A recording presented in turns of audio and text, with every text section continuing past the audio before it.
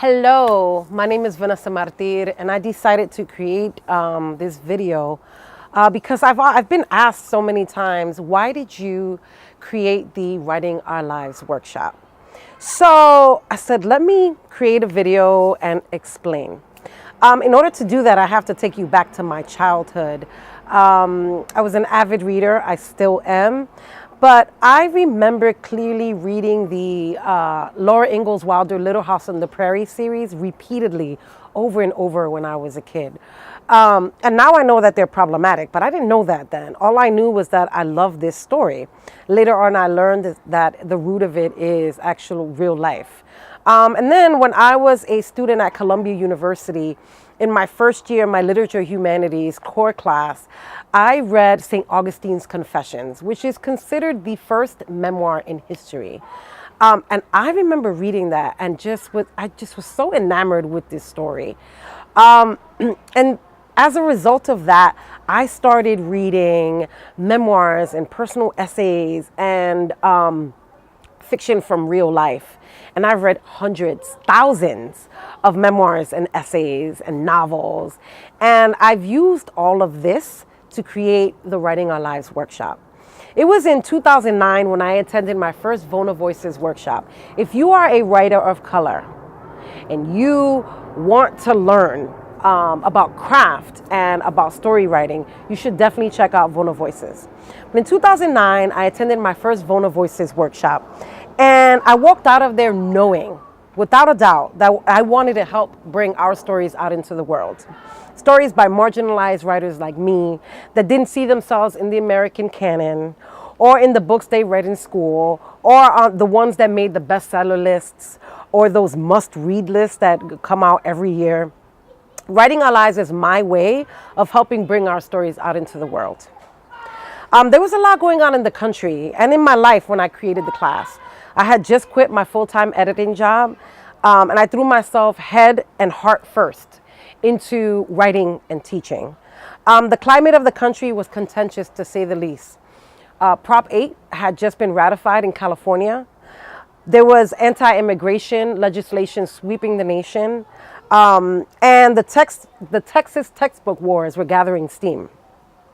The present climate just continues to fuel my belief that our stories matter and that we need to write them. And we need to do so in our voices, and we need to do it unapologetically. I mean, consider the atmosphere right now in the country, the climate in this country right now.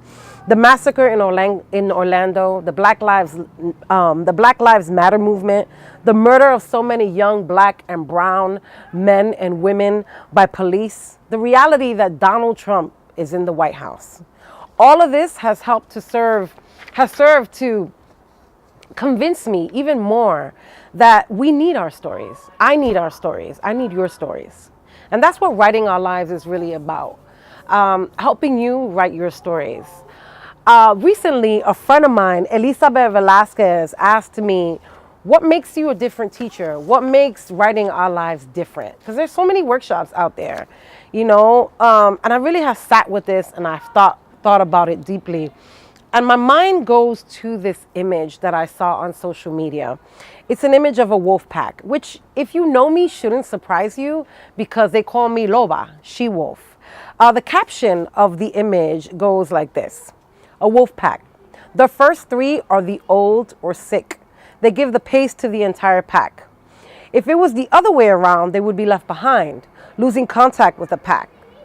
In case of an ambush, they would be sacrificed. Then come 5 strong ones, the front line. In the center are the rest of the pack members. Then the 5 strongest following. The last one is alone. It's the alpha wolf. He controls everything from the rear. In that position, he can see everything, decide the direction. He sees all of the pack. The pack moves according to the elders' pace, and they help each other. They watch each other.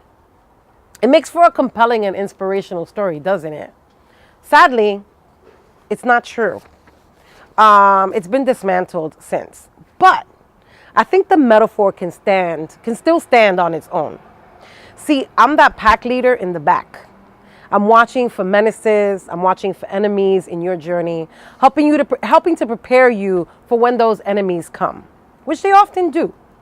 Because in my experience, more often than not, people come to my workshop because they're in the thick of being assaulted by those enemies. They come in different forms, right? They come in that voice that tells you, no, you can't do that. You shouldn't do that. What do you mean you want to write? You have a job, you have kids, you have this, you have that. There's so many narratives that we tell ourselves. The thing is that I know that more often than not, that enemy that's stalking you is you. It's your fear, it's your shame, it's all these excuses we come up with to not pursue what's calling us, right? There's always that call to write. I'm not afraid to go there with you. I'm not afraid to dig into those stories that haunt you, what Edwidge Danticat calls creation myths. I'm not afraid to help you mine those stories, to dig into them, to make them generative of stories, of fiction, of nonfiction, of poetry.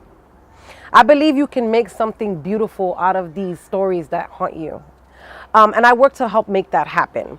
That's actually what motivates my work and my belief that our stories matter. So what's going on with Writing Our Lives these days? I'm actually bringing it online. It's about time. I have received messages from people all over the world, all over the country, asking me, when am I bringing Writing Our Lives online? Well, it starts November 8th. The first class that I'm teaching is Writing Fiction from Real Life. The dates are November 8th, 15th, and 29th, 7 to 9 p.m. Eastern Standard Time. So what if those dates don't work out for you, or those times don't work out for you? That's okay, because while we're video conferencing using Zoom, I am saving them, and I will share them with folks who have registered for the class. There's also the Reclaiming Your Voice class. The dates are December 6th, 13th, and 20th, also 7 to 9 p.m. Eastern Standard Time. And again, we are recording those classes for people who cannot make the actual video conference live. So I want to give you a description of each class. So writing fiction from real life. So you have these stories you want to tell and you need help telling them. Or say you have these stories about your life that you want to write, but you don't want to piss anybody off. Or you aren't ready to admit that this really happened to you. You know what you can do? You can label it fiction. Trust me, so many writers have done that. Or perhaps you've been writing fiction forever and you want to dig into what it means to use your real life as fodder for your fiction. Or perhaps you're mostly a memoir and personal essay writer and you're interested in writing fiction. No matter where you're coming from, if the title of this class piqued your interest, that means there's a reason for it. It's calling you. Send me a message. Now, reclaiming your voice. What is voice? What are publishers and agents referring to when they say they're looking for a strong, original voice? Have you found yourself wondering what your voice is? Do you find that you can tell your stories to a friend, but they don't sound the same when you write them down? Are you struggling to write in a voice that is unique to you and your stories?